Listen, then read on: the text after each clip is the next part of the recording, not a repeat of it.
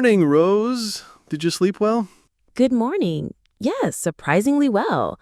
I was so tired from the flight, I practically collapsed. How about you?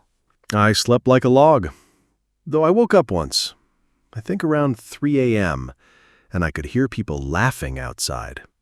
London never sleeps, huh? It's a Saturday morning in London. Probably some late night pub crawlers. Or ghosts.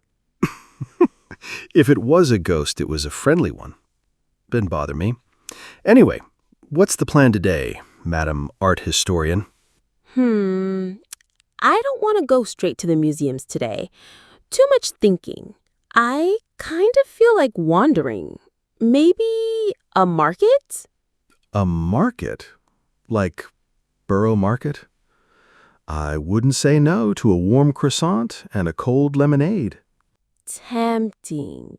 But I was thinking more along the lines of antiques.